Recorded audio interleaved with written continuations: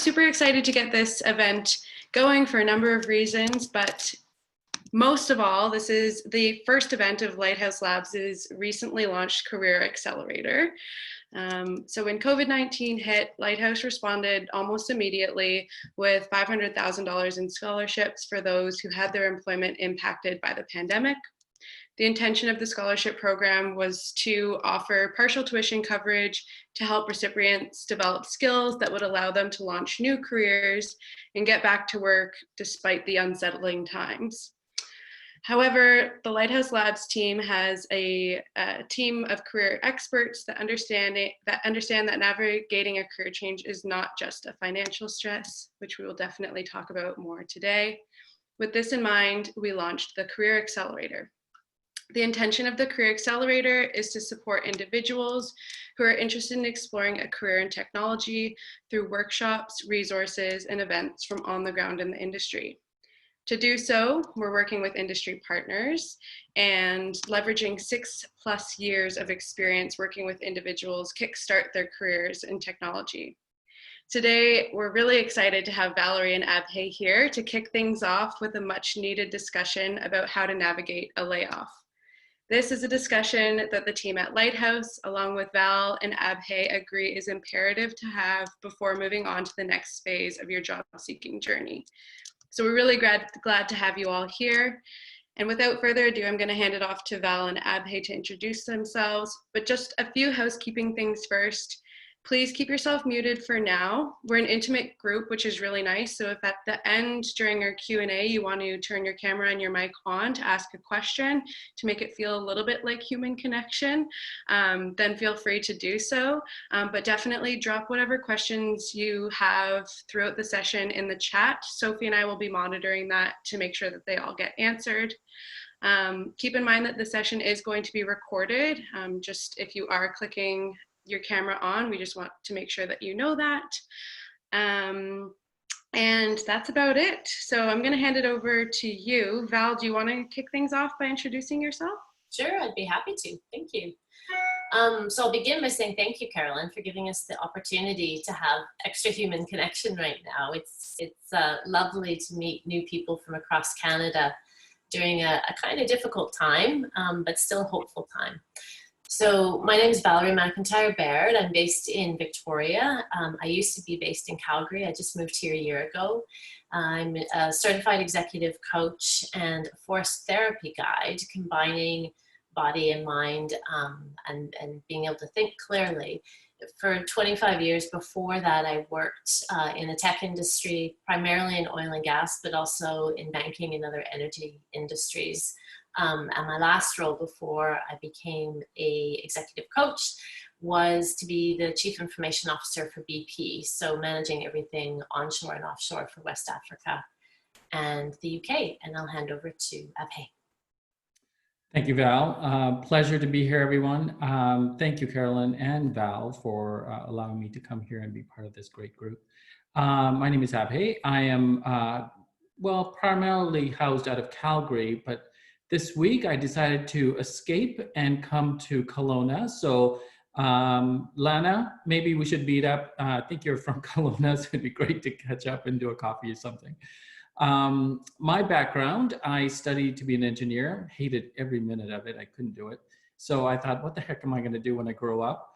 I ended up going through HR route for a fairly long time, worked in various industries, and was fortunate enough at one point, I thought, doing this kind of work was great, but I wanted to do something a little bit more strategic. And so I became a coach through an organization called Gravitas. So what we do is we strategy plan for businesses, and I'm also a coach for the executives that need some support. So that's what I've been doing for now 9 years, I guess, maybe 10. I had a pleasure working through a variety of different industries and around the world. So it's been fantastic. And I appreciate the topic that we're having today because I've been there, felt the pain of it, and know that there's beautiful things ahead. So this is why I'm so grateful to be part of this. Awesome. Thank you both. I think it's really great that you not only have the professional experience, but also can speak to the personal experiences that you've had with layoffs. So let's dive into questions. My first question is related to maintaining relationships with your previous employers. How important is it to maintain a healthy relationship with your previous employer? And what are some ways that you recommend someone can do that? Abhay, do you want to go first? Oh, thank you. Sure. I think, you know, it's so critical. I think in the industries that I've come from, it seems like it's such a small world. And so it's so important to keep in touch with people, even if the company is not your fit. I think it's important because you just never know. Your colleague could be the manager that could be hiring in another company. And so it's pretty important, and it's who you know that's going to get you the job. So I think it's vital that you maintain some sort of a healthy relationship through LinkedIn, through coffees, networks, you know, Zoom calls, whatever. I know we're a bit limited now with the COVID situation, but there's unique ways to keep in touch. I always find the intimate ways of phone calls or even writing a note are so critical, because nowadays people don't write notes. So if you write a note, that means it's something important. So it's critical, I think, that you just never know who you're going to come across from the previous companies, and they could be your manager in the hiring company. So I think it's good to keep in touch. Yeah, I completely agree with you, Abhay. And I think of it in two parts to build on exactly what you've said. There's the employer part of it. So as an organization, as a company, to always make sure that you speak of them highly, if that's the way it ended, or say very little.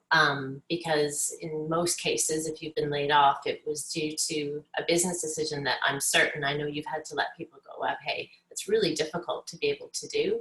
So even if you're angry, to not speak of them in a negative way. And then what you said around individuals within the company, and the other people I also think are really important to stay in touch with are any of the other suppliers or vendors or partners, anyone that you had a relationship with as a result of your job. Because sometimes you can be surprised. I know for me, I worked for Schlumberger for a long time in a technology career, and I was hired by one of our clients, BP, and Schlumberger, hand on heart, was delighted to have me go there because they knew I'd be an evangelist within that company. And so to maintain relationships with the organization, exactly what you said up, hey, you don't know who is going to be the person that gives you a reference or ends up hiring you in another job, or even you and I know better than anyone in Calgary, it was such a cyclical thing that there may have been layoffs now, but if a year later or 3 years later, there would be such a boom to have to hire those people back, and you would be the person they remembered first.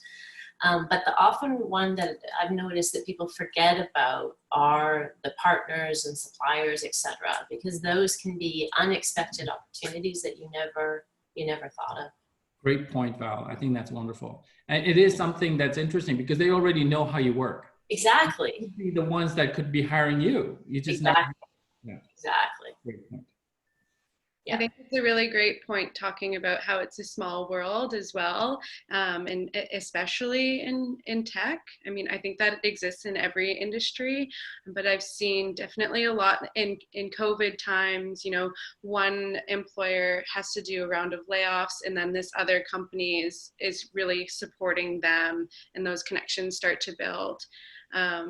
We always say, as part of the career services team at Lighthouse, and I think this is similar to what you're speaking about, when you get rejected from a job posting, making sure that you're responding to that rejection in a great, empathetic, creative way, so that when they are hiring for that position, again, you're top of the list for them. So I think that's quite similar. If I may comment on that, I've actually had that situation happen where I was hiring someone and we didn't choose number 2 candidate. And number 2 candidate was so graceful and gracious around being rejected that when another position came along, guess what? I'm not even going through the recruitment process. I just hired the number 2 candidate. And it was fantastic. It's because of how they approached themselves and how they were grateful for the opportunity, and yet they still didn't get the job. And because they handled themselves so well, it was a no-brainer. That's lovely. I always say people always, they may not remember what you said or did. They'll always remember how you feel. Maya Angelou, people will always remember you based on the last transaction they had with you. Right. So make sure it's memorable and gracious. You're exactly right. Yeah, I think that's really important. Okay, so the next question is, I know that both of you have been having conversations with each other, but also with people who are navigating a layoff. What's the most common thing that you hear people say they are thinking or feeling during that time when they're going through that? Want me to go? Yeah, please. Okay. Two ends of the spectrum, and I have personally felt both. Fear and joy. So not expected, didn't want it to happen, didn't have any plans in place, had thought this was going to last forever and I was happy, or I am finally freed to do the thing I was not brave enough to do that I needed to do. And it can be anywhere in between. But the one thing I always try to notice about people, because both I went through different emotional responses, but my journey was the same. Even if you're happy, you still have to go through grief and loss and change. You don't think of it in the minute, but when you suddenly have a complete lack of routine, ritual, connection, purpose, a role, why you get up every day, even if you're joyful, you can go right back to the fear and grief part for a little while until you get yourself in place. Abhay, what about you? You know, I couldn't have said it any better, but I think I would just add a couple of more statements, and primarily to acknowledge the pain is so important. I think when people go, oh, you'll find another job, you'll be fine, and people are trying to help you through that process, which is great, but you have to acknowledge that pain is there. Yes. And it's a real loss. Our identity is identified by what we do. And I hate going to parties now and asking the questions, hey, what do you do? I will not ask that anymore, because when I was let go, that's what people started asking all the time. And I'm like, I'm not identified by what I do. I'm identified by my character and who I am. Am I a nice person, not a nice person? And they try to put people into those little slots and saying, oh, there, you're an engineer, you're an accountant, you're whatever, so you must be making this much money and this is what you do. And it's based on that fear that Val was just talking about. And to me, I will not ask that question anymore, having gone through that pain before. So what I tend to do is be mindful and ask questions about what they do and what they stand for. And right now, it's so easy to talk about COVID and Trump and anything else. And so it's easy to converse on many different levels. So to me, it's really about saying that acknowledgement of the pain when you go through is so important, because I am reminded constantly about a quote that Winston Churchill once said, and which was something that I live by. It's, when you're going through hell, don't stop, keep going. And that point around when we lose a job or when we're in the middle of a crisis, know that this too shall pass, but it will pass once you acknowledge the hurt and the pain and you deal with that grief and understanding of it all. Because guess what? You will come out of it. It seems like it's not possible. It seems like the world is crashing around you, but I've been there. And I acknowledge that, you know, when it was tough, it's difficult at the time. And having hindsight now talking about it, it's ironic that I'm talking about that too shall pass, and it did. And so for me, it's really important for all of us to know that no matter what grief, it could be loss of a child, it could be a loss of a family member, it could be a loss of a job, that it's terrible. Acknowledge it. Get some support and help through that process.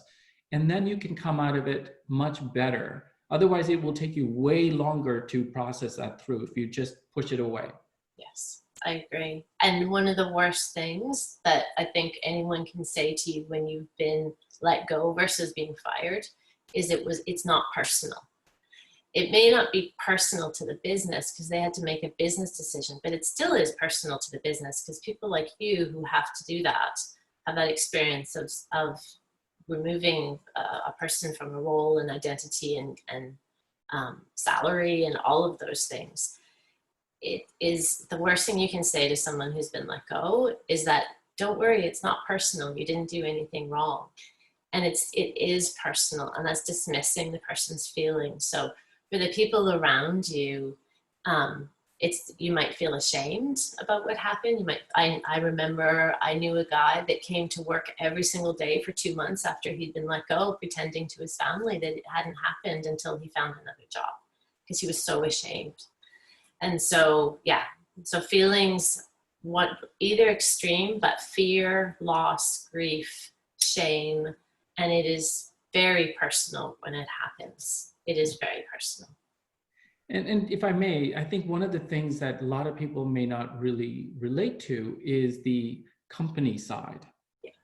And I've represented the company for many, many times over my 20 some odd years, 30 years of doing this. I started when I was 5, I'm just saying.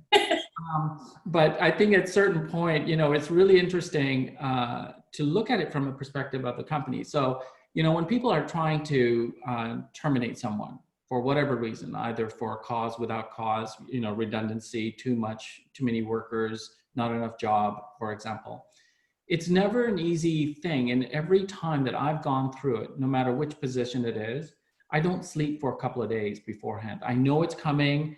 I know it's happening.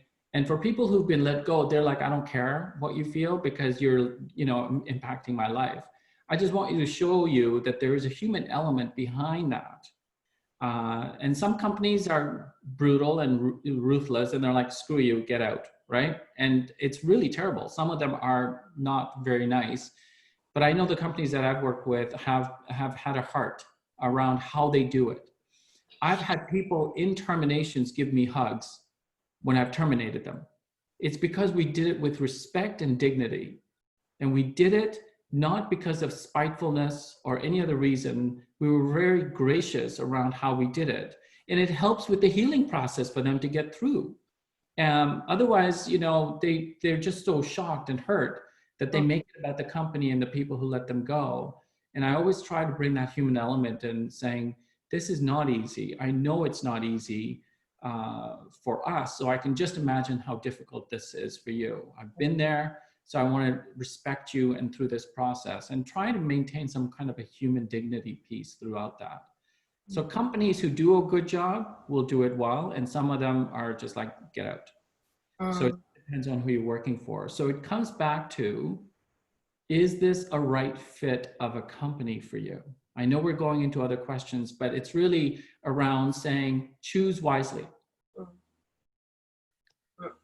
I think you touched on so many different important things there. And I think a lot of them related to that point of not identifying with like who you are as a person and what you do for work. I think it's important that we're able to separate those things.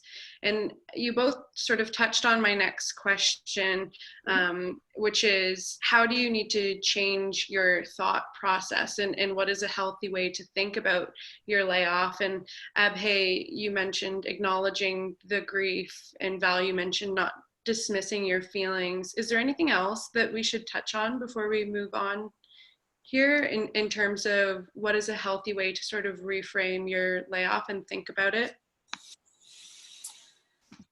Yeah, the only other things I would add to it, and I will underline again, you have to allow yourself to feel everything, and you have to get out of your head for a while. So I always encourage people to do things that allow them to be in motion, allow them to be outdoors, allow them to live in their body instead of their head for a while, and reconnect to that, because you have to regulate. I remember for me, I don't know about you, Abhay, it took me a while to regulate my nervous system again, to be able to think rationally, not from a place of fear and anger and spitefulness and frustration and fear. That was a big one for me. So once you can get out of your head, the next thing I would say, a way to think about it as an opportunity to experiment in designing your life. So if you can start to notice things like, you know, what is it that you really love to do? How is this an opportunity for you to do more of that? How can you, as a result of this layoff, where do I have an opportunity to take everything I know and know how to do in all of my relationships and take it to a new place and have a new experiment to be able to contribute to the world in a new way that maybe I never would have been able to do before. And so I don't know, Abhay, if you want to comment on any of that. Yeah, I think, you know, and Val has been instrumental in my life, for example. She's been a great friend and a colleague. I think to me, it's one of those things that I find that if you get out of your headspace, but to talk to other people, be surrounded by people who will give you the truth. Not just a yes person and a no person. It's someone who's going to actually say, what about this? Have you thought about this? And to support them. And one of the things that I've noticed in my life is who held my hand during the most difficult times, Val being one example. And so I am now trying to help others during their difficult time, because I know what it was like to have help during the most incredible hurtful time in my life, and who were they? And so I'm trying to be that support structure for people who might have been let go or are hurt through a variety of things, including isolation during COVID, or somebody's passed on. It's really an opportunity to really think about what's important in your life. Like, I find that when I'm helping somebody else, it's actually a very selfish act.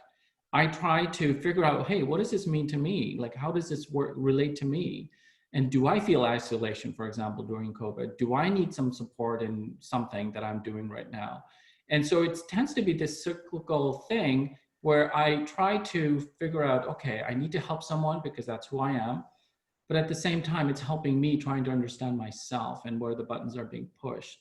So part of the process for healing through this is to say, listen, I know I lost a good job. I have to find a new one. And I tend to tell people it's a matter of when you're going to find a job, not if you're going to find a job. So it's about just timing.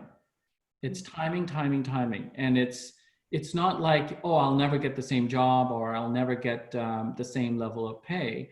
It's really about finding that internal timeline that says, listen, I need to be clear in what I stand for, what's my passion, what drives me, what motivates me. And I think Val and I are a great example of how we switched our careers over time. And some of those switches happened because we were laid off. And at the end of the day, we're better off than if we had just continued working in the companies. And I am very grateful now for have let go from my previous position, because now I get to do what I really am passionate about. And so there's amazing, wonderful things can come out of this. But surround yourself, most importantly, about loved ones and caring people who are going to give you some truth. And sometimes you just want to escape and be a 4-year-old child again. So do it and have a fun day and go out and do something fun for yourself. And it's all over the place. You can see, you just have to find a little bit of rhythm for yourself and see what's going to work for you today and do that. I agree. And the one thing I've learned, I'm 50 now, and the one thing I've learned in my life is, instead of seeing anything, to build on what you said, Abhay, as an absolute. So my job is my career. Like, this job I have, this is everything. This is all I'm ever going to do. And all of a sudden I'm surprised that I don't have this job. And now I look at my life, I wish I would have known this in my 20s and my 30s and my 40s, is everything you're doing is an experiment. In that moment in time, you are contributing what you know, the connections you have, the natural gifts that you have to problems to be solved. So the next time, if you were to continue with the same experiment for the rest of your life, I'm not really sure you're going to have growth, or even that organization is going to have growth, because it needs to have fresh perspectives. So every job I have, every piece of work that I do now, I call it an experiment. And I am very clear with myself. What is it I want to get out of this experiment? What do I want to do? What do I want to contribute? What do I want to learn? Who do I want to meet? How do I want my mind to grow? And so when that experiment ends, it's like, well, let's look for the next experiment. The burden of thinking that your next job is everything, do not carry that burden, please. And also, the next job you take doesn't have to be your dream job. You can take something in between, like go work in the grocery store, go be a barista. I'm going to name jobs now with social distancing. They're going to sound weird, but just do something that's easy and simple that takes the pressure off. And so if you can give yourself the perspective of being laid off is, well, now's an opportunity to try a new experiment with everything I have and everything I know how to do. Isn't that interesting? So now I have a problem to solve that I have to find the next experiment, but that's all that it is. And you will have, by choice or by surprise, at least 5, 10, 15 more experiments in your life to try. And that just makes it fun. I don't know if that helps, but. I think that's an awesome and somewhat simple way of reframing, just in the way that we speak about our careers and the way that we speak about layoffs. And I love that word, experiment. And to Abhay, to your point about being grateful for your layoffs and how they all sort of led you to where you are now, I think that's a really great mindset to be in. Although I imagine when you were in that position of being laid off, if someone told you you would be grateful for it, you'd probably smack them upside the head. You didn't hit me when I said that. Well, and it would have been a bit insulting because at the time when somebody says, well, you'll be grateful at one point, Abhay, about being let go. And I'm like, shut up. You don't know what you're talking about. This is a pain that it's real. I don't know how I'm going to pay my utility bills, never mind, eat food. So, shut up. Like, I know that you're trying to, and that's where I would have gone in my head. And so I think the word experiment is a great one that Val has just talked about, because it's really through that time of experimenting with other positions or other things, I couldn't have imagined what I'm doing 20 years ago. I couldn't have. And I am so grateful for having that opportunity. But the pain that was there during the time, again, it speaks to that coaching piece that we always talk about. There is a time and a place where you can motivate people to behave in a different way, and sometimes they're not ready. So if somebody had said to me, Abhay, you'll be grateful for this position that you just got laid off from, and I'd be like, shut up, right? And so, but it's kind of an interesting thing in hindsight. Of course, that's exactly what it is. I'm very grateful for having had that experiment, and now I have other experiments to work on. I think I have another book for you, Val, that you can write on experiments. I think you both touched on how being laid off can give you time for reflection and time to think about experiments. But to get more specific, what questions do you suggest someone who has recently been through a layoff ask themselves about their previous career or about themselves before moving forward in the job search process? Okay, would you want to go first? Sure. I would say, part of it that every job has pros and cons, right? Like there are things that I really love about every single job, and there are things that I just absolutely hated. And so the questions would come out for me is, not only just your last job, I would say all of the previous jobs or experiments that you might have had. What did you enjoy? Did you like leading people? Did you like being in meetings? Did you like dealing with technical writing? Did you did you like, the strategy that was involved? Did you like the work that was involved? What did you like and what did you not like? So the pros and cons of everything that you might have done, it really gives a finite idea.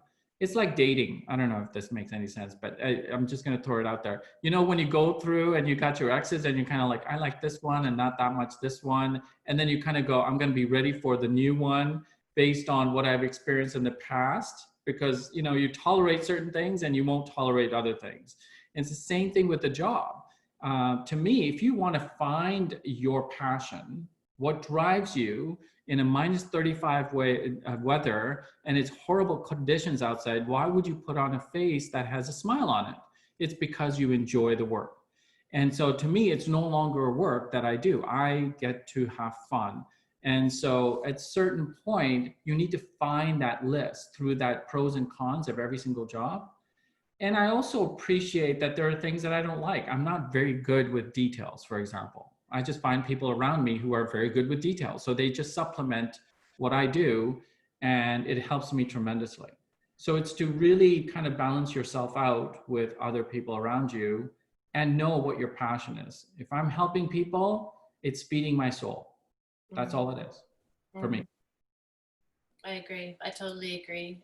If I could just like add extra words to what you just said, because I agree with everything wholeheartedly, is what depletes me and what gives me energy to actually think about, go through, if you still have your calendar from the last month of your work or whatever, and go through where were the days, what was I doing when I felt depleted or when I felt energized. And I also really caution people, be very careful about what you're good at.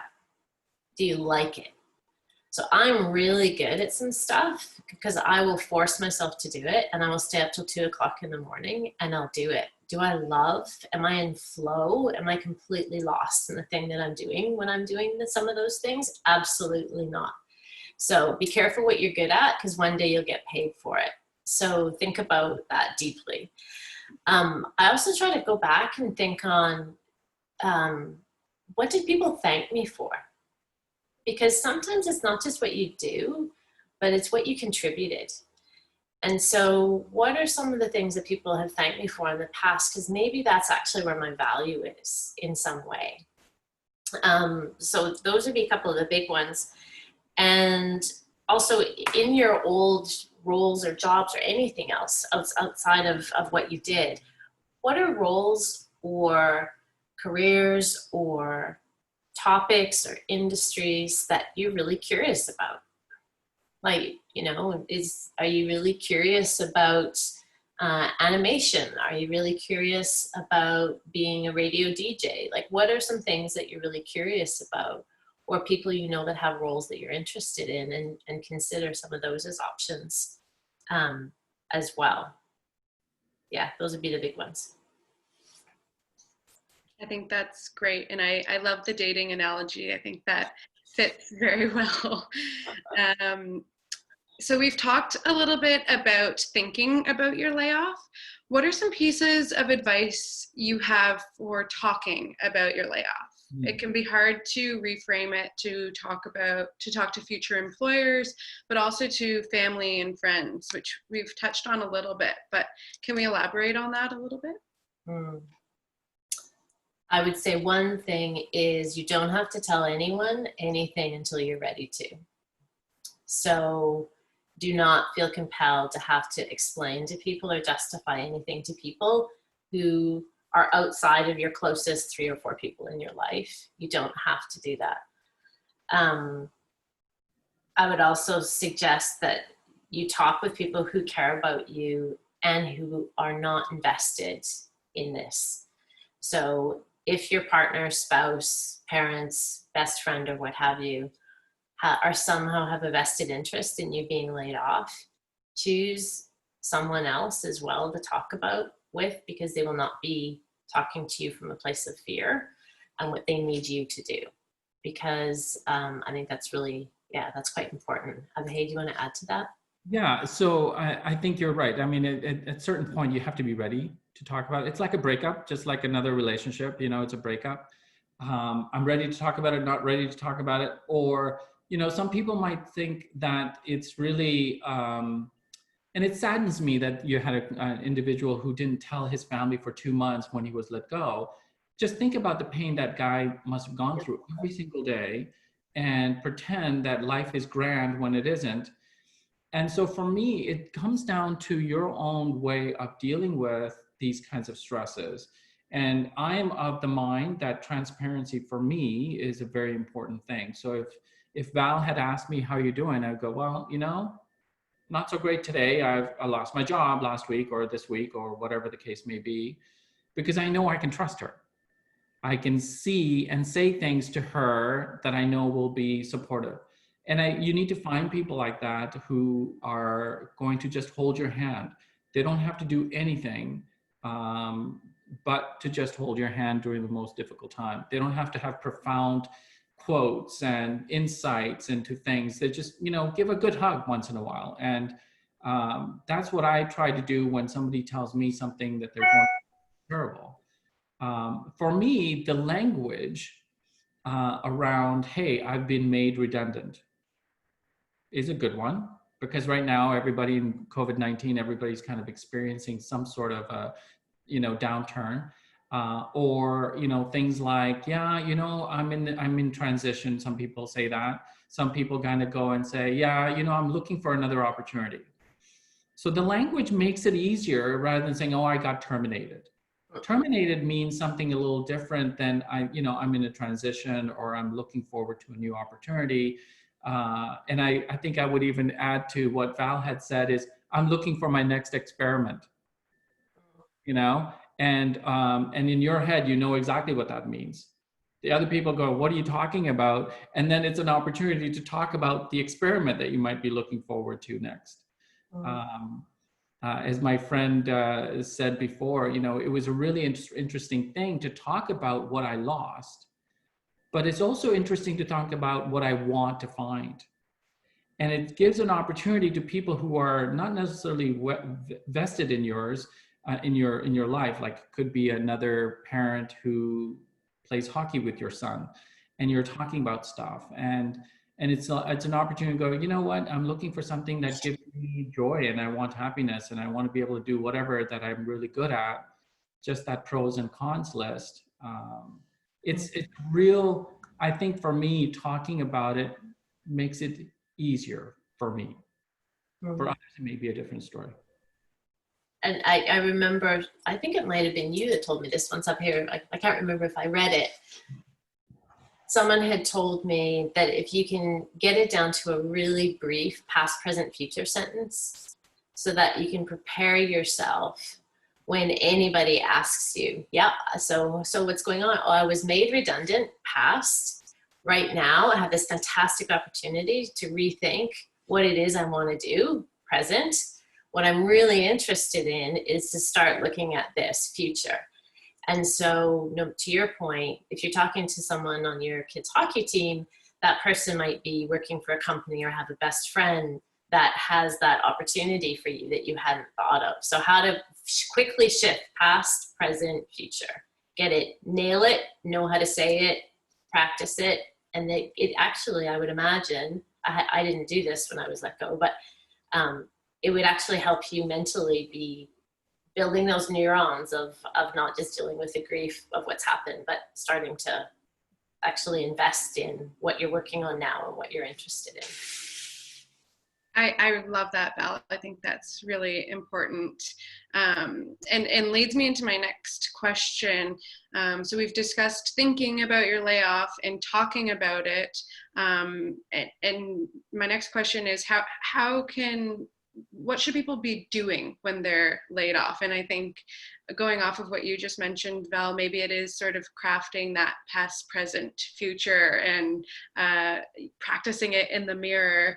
What else can they be doing when they've been laid off? Is it just going through as many job postings as possible and tweaking the resume to point of perfection, or what else can they be doing? Well, I think, if I may, I think one of the things that made it easier, somebody said it wise to me, that their job, once they've been let go or made redundant, is to find a new job. So their job is to find a new job. So they get up in the morning, they have their rituals, they might go and work out, they have a good breakfast, start working like they normally would have at 8 o'clock, finish at 4:30. This is not like a 2:30 in the morning, I'm just going to be smashing through all these websites and things. It's really to start having a routine and also being good to yourself. So yeah, work 8 to 4:30 or whatever the times that are working for you, but work it. Have your lunch hour, have your breaks, but don't be doing this, I'm going to watch Oprah for 10 hours or, Game of Thrones for another 4 more hours. I think that really adds to the psyche of I'm not doing enough and I'm not good enough, and all those elements kind of start creeping in. I think what I would do is just start having a job at home, looking for a job. Yeah. And I completely agree with that. Just having structure and routine. I remember even once taking a sabbatical for 6 months, and I thought it was such a great idea. Worst 4 months before the good 2 months I've ever had, because I didn't plan it. And so I didn't know what I was supposed to do with myself other than, yay, I have free time and I can do whatever I want. And I've never felt quite so lost in my entire life. Because no constraints. To me, the first one I always say to people to begin everything is when you're scared, what are you scared of? And for most people that I've come across, it's finances. Get your finances in order, understand your cost of living, understand how much money you have in the bank, understand how much time you have, and understand where you can simplify your life so that you're not acting from a place of sheer fear. Because you cannot interview well, you cannot present yourself well, you can't do any of that if you are operating from a place of desperation and fear. And even if you are operating from a place of desperation and fear, ask people for help. Ask people to mentor you, help you with your finances, not as in, please give me money unless you have a really nice friends and family, which you might have to do, you never know. But ask people for help to help you have a clear thought process when you're trying to navigate your way through all of this stuff. But for me, people who are in a desperate situation can end up making really bad choices for themselves, and finances seems to be the number one thing. It might be something else completely for you other than that. Having a routine, I always say, try to think of all the things that you wish you could have done every day when you said you had no time. And I would add exactly what you said up. Hey, your primary thing, I think, take care of yourself, your body, your mental health first, and your job is to find a job. And to also think about, what did you say you don't have time for? Now that you do have time, if you're not putting it in your calendar and making time for it, and stop shaming yourself about it. Just don't do it. Don't do those things. And the last one I would add is get past having a life that is a to-do list at some point. Because one way that people deal with fear and anxiety is to wake up every day and try to write a really long to-do list so they feel like they're adding value and contributing and they have some sense of control.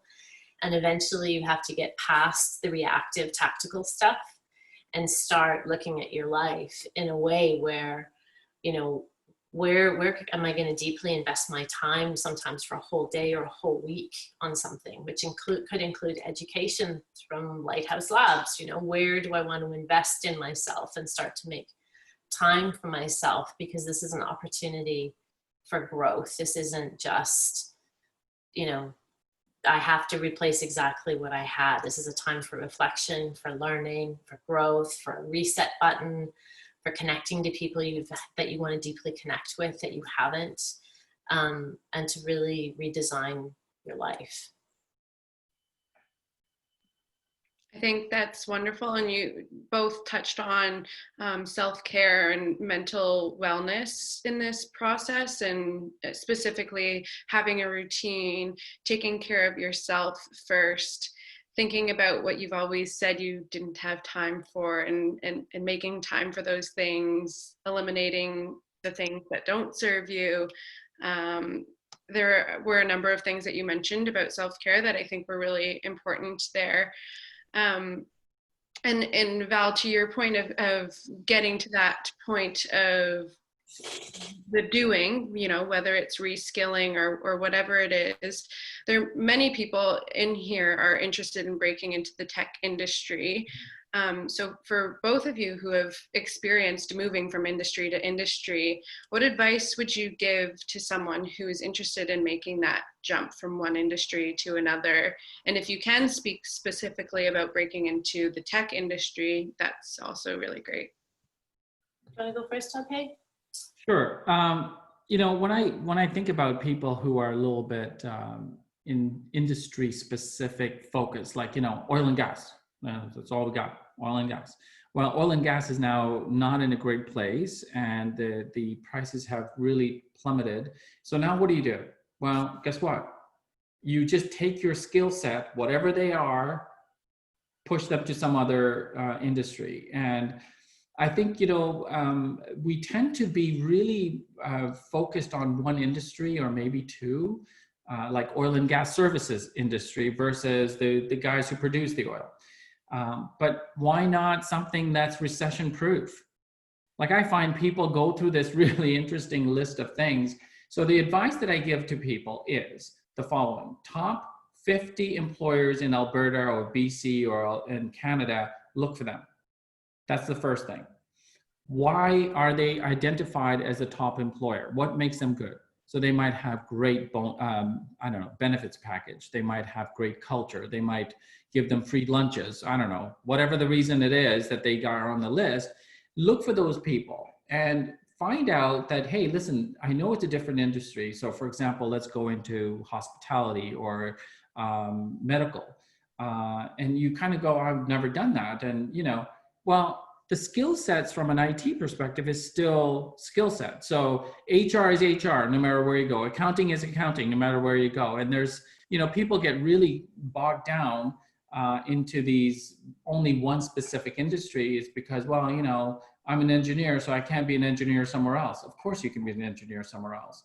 I think we short ourselves thinking that that's only the industry that I'm available to. So you're closing the doors that are open to you.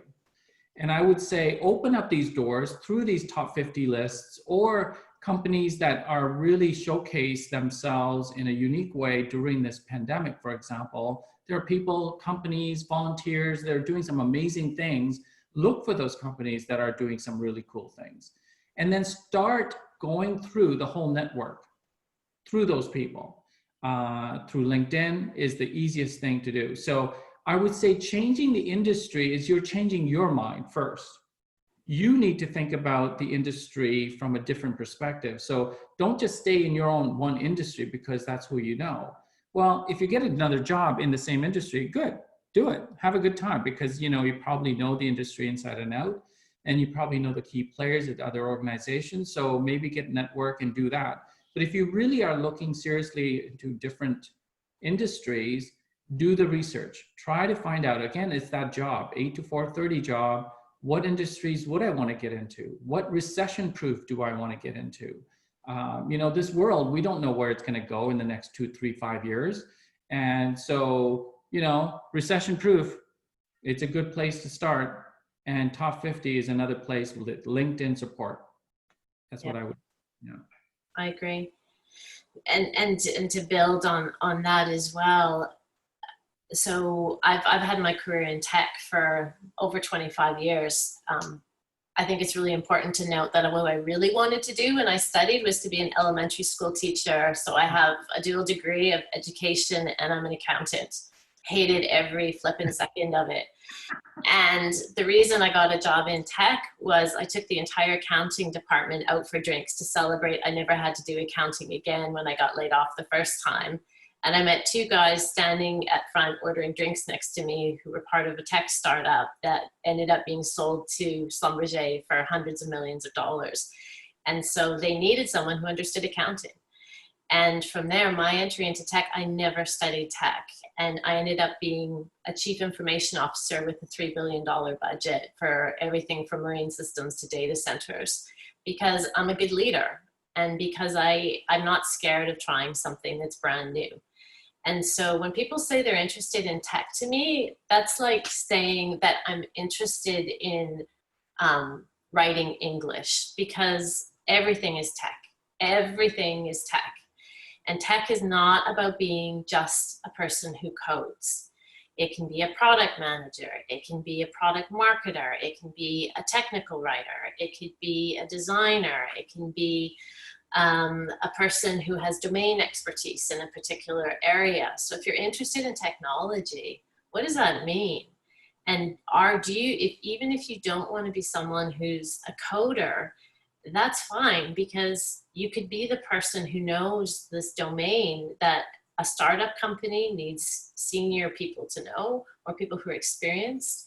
Or it could be that maybe you want to be an entrepreneur. So maybe you want to take all the expertise that you've gathered over time and you want to be an entrepreneur with somebody else. But when you say tech, think about what Abhay was saying. What industry are you interested in?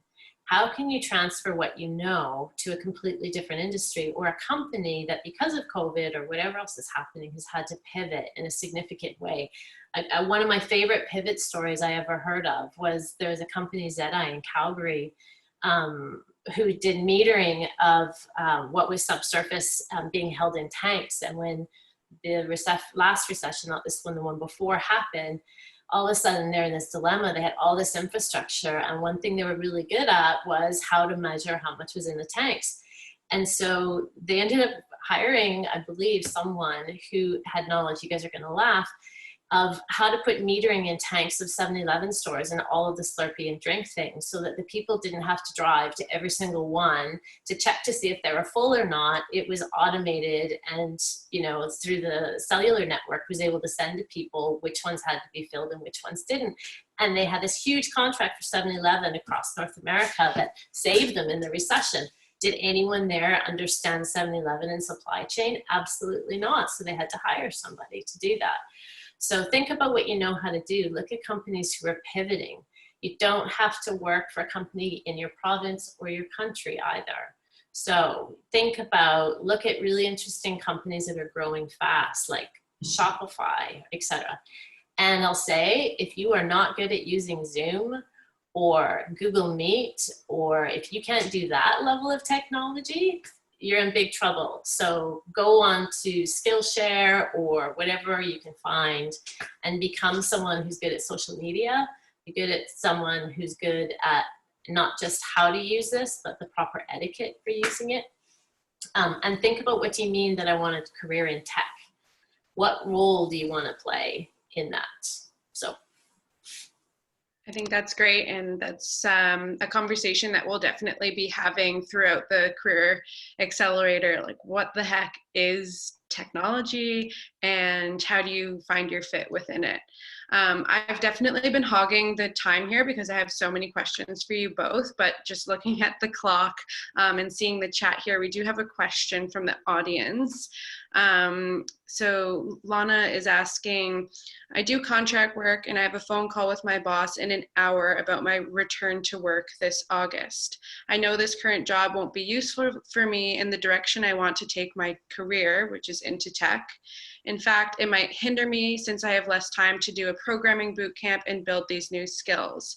But would the future employers value me more if I hustled on the side by learning to program while working a job, even if it's unrelated, or someone who quits and goes all in? So my first question is, can you afford both options? So my first thing I would say is, what risk am I able to take?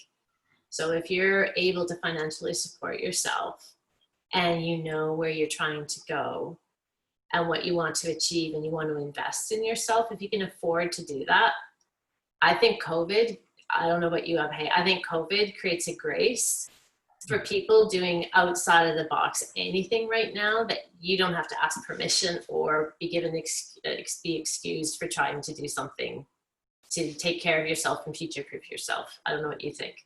Yeah, I think, and Lana just replied, yes, I can support myself financially, which is great.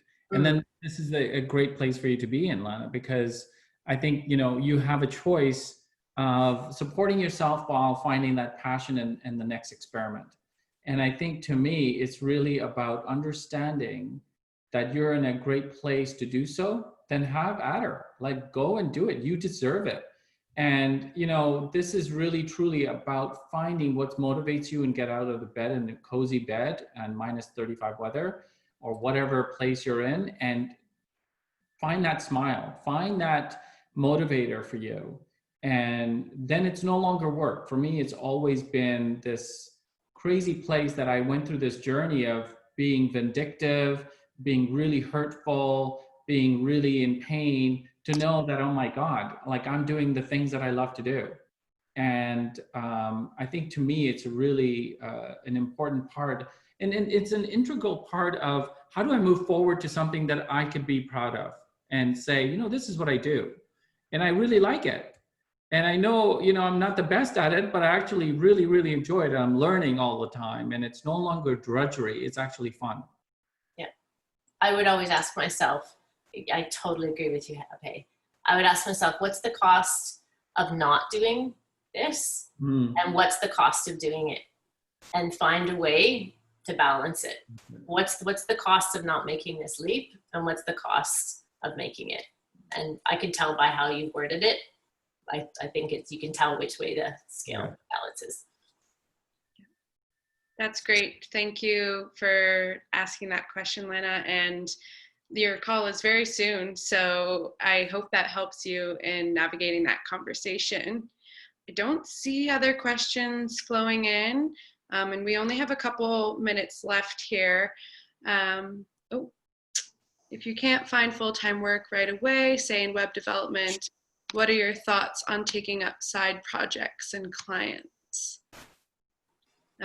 I also might be able to answer that question just on the career services side at Lighthouse. So we're always encouraging our students to continue to be working on projects because it's definitely something that employers look for, and it's something that's a little bit unique to the web development space. And contracting and freelance work has definitely grown in popularity, especially given the times that we're living in.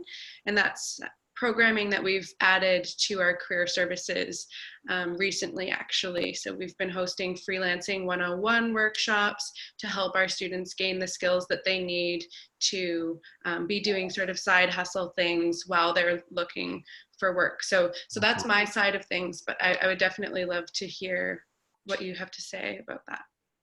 I think that's a new economy. I think everyone actually needs to know how to do this. If you have the opportunity to do this, and you could be really helping someone who actually needs those services. I think everyone that isn't small business owner, entrepreneur, even large companies need people who are agile and can act quickly and deliver something that will help them shift their business quickly. Abhay?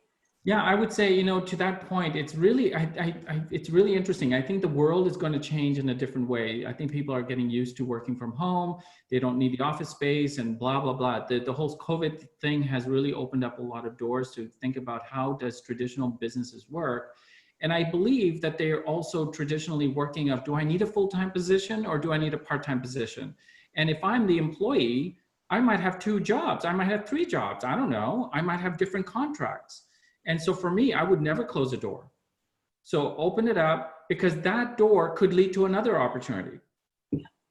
And so take whatever gigs you got. And I mean, I think to me, and unless it's really horrible and you don't like it, then don't do it. But I think it's really about, motivating yourself, getting out there, getting into the industry, doing something different, talking about changing your industry. This is one way to do it. Do a small little contracts and get that experience in different places.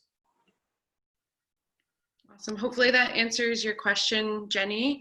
Thank you everyone who asked questions, and thank you Abhay and Valerie so much. I got a lot out of everything that you said, and I think everyone in the audience did as well. I have 2 last quick questions for you. Number 1 is there a book that you would recommend to anyone who is pivoting their career trajectory right now? So I printed it off.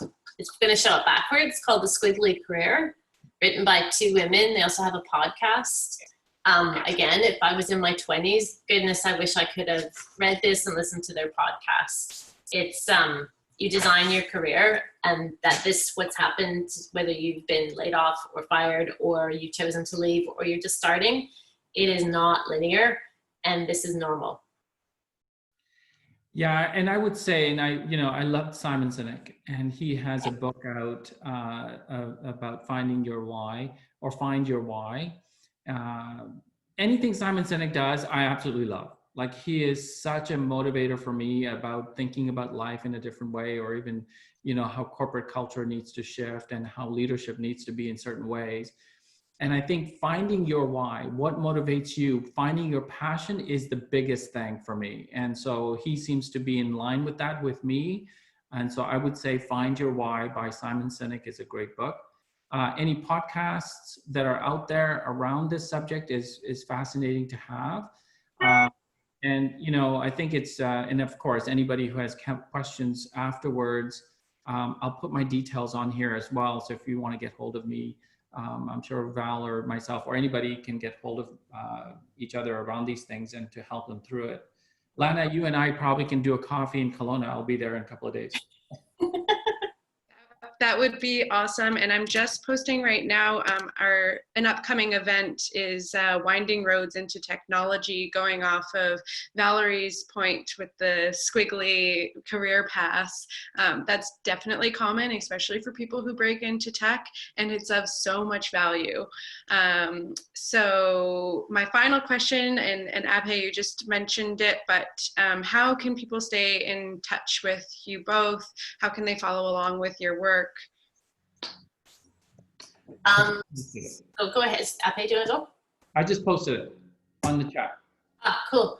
So I have a website. I accept people's LinkedIn requests only if people are very specific about why they want to connect to me, what they have to offer, and what they need from me. I don't accept people's LinkedIn requests that just say, I'd love to connect to you on LinkedIn, because that community of people that are part of my LinkedIn are people I personally know and have vetted, and yeah, so that's really important to me. So LinkedIn, or on my website, which I'll add right now. And all my details are on there. And it's good practice to formulate specific LinkedIn invites as well. We also have a LinkedIn workshop coming up, and I'm sure they'll touch on that. And then finally, I'll just put in my email there as well. It sounds like some of you are thinking about Lighthouse Labs programs, so feel free to reach out to me.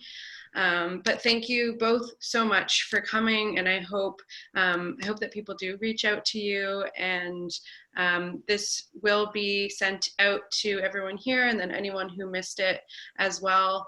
But again, thank you so much for coming, and I know we went over time, so I'll wrap things up, but we really appreciate you being here. Thank you, guys. Thanks for the Thank you so much. Bye. Bye, everyone. Bye.